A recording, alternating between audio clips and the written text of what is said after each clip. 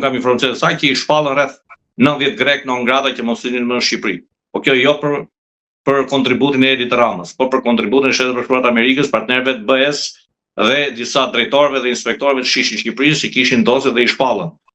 Kjo ka qenë hera parë atëherë që kanë marrë këto gjë. Pra, gjithë kjo gjë është tek i Zoti i Shtëpisë. I Zoti i Shtëpisë të rast është Edi Rama që ka 4 mandate qeverisë dhe nuk ka bërë asgjë për shtetin shqiptar. Unë më dhimbse të shteti im, nuk më dhimbse ata të tjerët që është unë rreth parë duhet kujdesem për shtëpinë time. Shtëpia ime është shkatëruar, mund të çdo njëri nga dera, nga dritare, nga çatia dhe mund të marrë çfarë të doj. Zoti Rama, edhe 2 pyetje të fundit kam për të prekur edhe raportin me Serbinë nisur nga një deklaratë e Vučićit që tha që ideja e Ballkanit hapur ishte imja. Tani pse ai e tha këtë në këtë moment, edhe sipas një pjesë të analizëve dhe jo vetëm, edhe politikanëve, e shpar edhe si nxjerrje blofe kryeministit të Shqipërisë.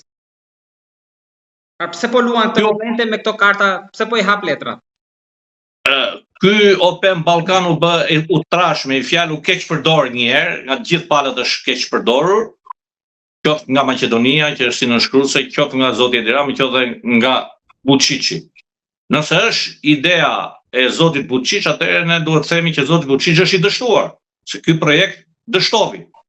Dhe duhet i kërkojmë llogari zotit Edi Ramas në çfarë objektivash ai dhe kushtesh e pranovi atëherë ta nënshkruaj këtë Open Ballkan.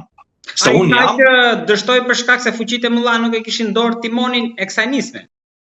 Jo, ai që bën projektin, ka rast zoti Vučić, që ka bërë projektin. Idenë, normal që ai ka bërë projektin edhe për mbrojtje dhe për realizimin, se nuk mund të bësh një ide dhe një projekt pa krijuar dhe antivirusin. Domethënë mbrojtjen. Antitotin. Po Kurti i bie që fitoi këtu. Nuk e di, domethënë nuk mund të them Kurti apo emër tjetër sepse nuk di ka humbur apo ka fitues në një nisë që nuk nisi fare. Thjesht mbetin letra. Kurse unë do të thaj këtë gjë. Nëse një Open Ballkan të vërtet është i mirë, po jo Open Ballkan serb, maqedonaz dhe shqiptar. Open Ballkan me Malin e Zi, me Kosovën, me Serbinë, edhe me shumë vende të tjera që quhen Ballkan. Pra, po them, Open Ballkan është i mirë se ardhur, por Ballkani plot, ku do ishte Kosova, Mali i Zi, Shqipëria, Serbia, Maqedonia, Turqia, se dhe Turqia është në Ballkan të vendeve që nuk janë të integruar në Bashkimin Evropian. Po një Open Ballkan, Maqedoni, Shqipëri dhe Serbi nuk është i mirë se ardhur dhe nuk duhet të ishte i mirë se ardhur sepse nuk është një Open Ballkan qytetar, njerëzdor, fitim prurues, por një Open Ballkan pushtues. Ky është mendimi im, domethënë Serbia do ta mundse shumë kollaj Shqipërinë ekonomikisht dhe do të kalonte Kosovën duke e lënë në hije për të ardhur në Shqipëri dhe atëherë ne do priteshin dhe ato pak ura të bizneseve që kemi me Kosovën, Shqipëria me Kosovën dhe shumë mirë bëri që dështovi Open Ballkani. Zoti Rama, do ta mbyllim me situatën aty. Idioti duket sikur të kalua. Dhe njerë, ajo që tha ministri nuk e vërtetovi dot që e tha për qeverinë, për popullin, mirë bëri që u tek kaluar, sepse nuk ka nevojë që shqiptarët merren me fjalë boshe, qoftë dhe euforike në një moment saktum çdo njeri mund të ofendojë dikë dhe pastaj kërkon falje. Ne duhet ta tekalojmë vetveten tonë si shqiptar se jemi pak edhe nuk kemi kohë që të merremi me grinde të tilla.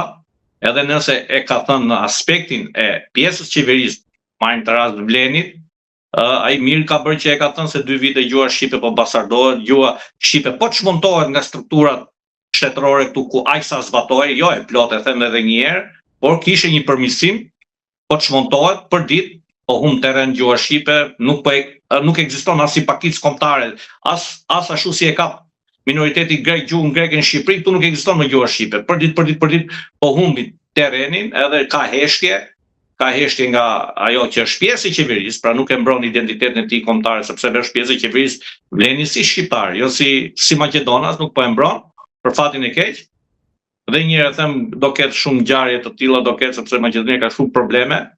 Vjen keq që Shqipëria ja kalovi Mali i Zi dhe Mali i Zi do antarësohet shumë shpejt në Bashkimin Evropian. Edhe unë pse jam pesimist që Shqipëria asnjëherë nuk do bashkohet në Bashkimin Evropian, gjithmonë do t'i gjen nga një kleç Shqipërisë për X arsye. Si Turqia.